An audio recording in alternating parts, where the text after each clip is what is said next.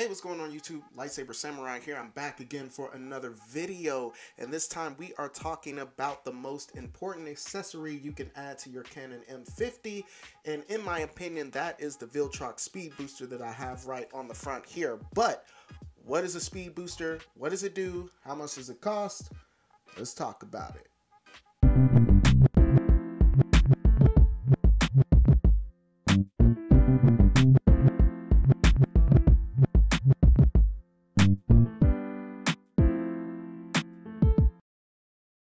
Alright, so for all intents and purposes, the speed booster is essentially an adapter. The Canon M50 uses the EF-M line of lenses, and at the time of this video, there aren't as many options when choosing those lenses compared to the other mounts. So what this does is this will allow you to put your Canon EF lenses on this camera, which is fantastic because all those lenses we've been saving up and buying over the years, we can transfer them to this camera system and they work fine. The autofocus, one of the cool things about this is that nothing seems to suffer. The autofocus works just fine with this speed booster on. I didn't notice any difference in any of the testing that I was doing, and it was still lightning quick, and I've actually been shooting this on several of my videos since, and there's been no detriment there. The other thing about this lens is the magnification as far as the focal length. So let's talk about it. The Canon M50 is a crop sensor camera. That means that compared to a full frame camera, this is going to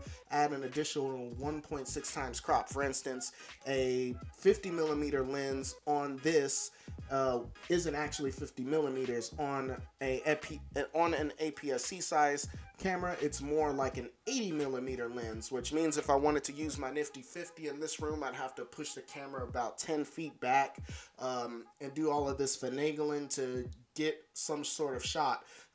In my old game room, I couldn't use the 50mm at all. It just simply was too zoomed in, and so even though I owned it and it was the sharpest lens at the time, oftentimes I would have to revert back to using my kit lens simply because the focal length of the 50mm was not practical for the room I was in. That being said, one of the major benefits of the speed booster is that it nullifies a lot of that crop. So instead of a 1.6 times crop, you're dealing more with a 1.1 times crop.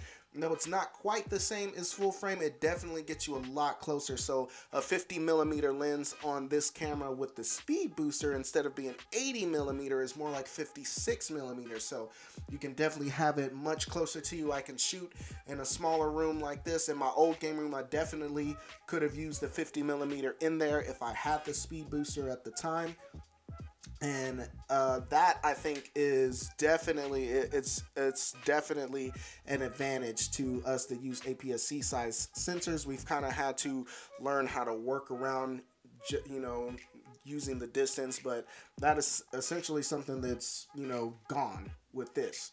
Okay, so talking about my absolute favorite advantage to using a speed booster is the fact that because it magnifies that focal range, it lets in more light into the sensor. And what that means is that you can get up to an extra stop of light on your lenses. So that means that some of your lenses, like for instance my 50mm 1.8, which in itself is a very fast lens at 1.8, with the speed booster, I can drop that down to 1.2, which is insane.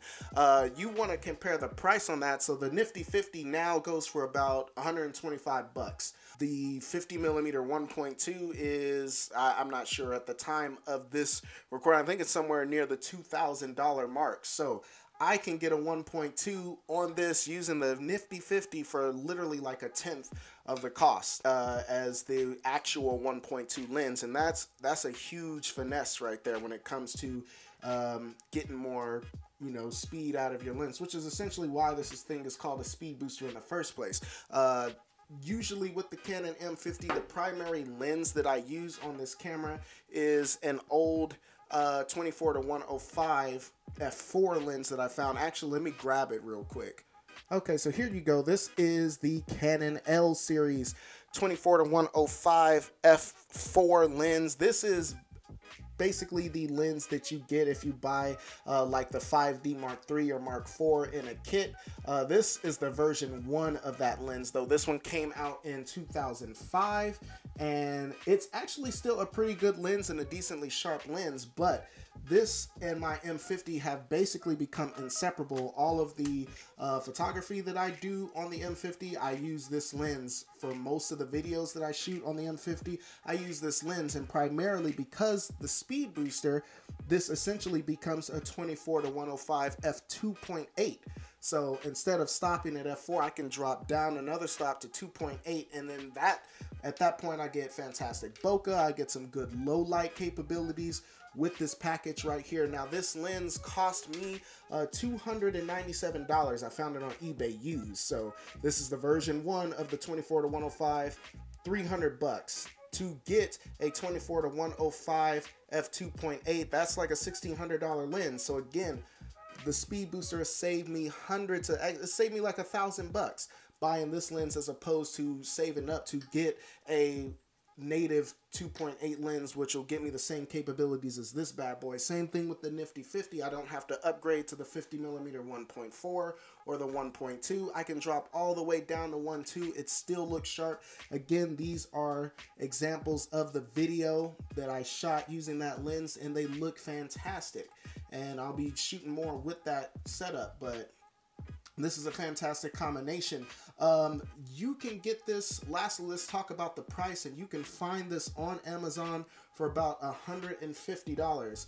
I will leave links in the description, and those are sponsor links. So actually I get like a couple of pennies if you buy using my link, which helps out the channel. That is fantastic. I'd appreciate it if you did that, if this is something you're looking at getting, and I highly recommend it if you have the M50, the M6 Mark I or Mark II, the M5, the M100, the M200. All of those are going to work with the speed booster, and it definitely squeezes a lot more juice out of those cameras, saving you from upgrading to those full frame cameras. But $150 is the price, and considering that I saved thousands of dollars on this lens and my 50mm lens by going this route, that's fantastic. That's huge. That is a game changer, and that is the magic of the Viltrox speed booster. All right, guys, so let's talk about it in the comment section below. Questions, comments, concerns, threats. What do you guys think about the Viltrox speed booster? Is this something that you think you can use for your Canon M series camera? Also, I wanted to make note that if you are shooting, say, Micro Four Thirds, if you're using like any of the Panasonics, Viltrox makes speed booster for Micro Four Thirds as well, so you can get the same kind of effect that you get using it on this camera. So I'll put links in the description for those two. If you're using, say, a Panasonic G7 or something like that, get one of these. It'll definitely change your life. But that's all I got. If you like this content, please go ahead, hit that like button, subscribe if you haven't done so already. You'll be glad you did. I do believe that's all I got for you. Lightsaber Samurai out. Peace.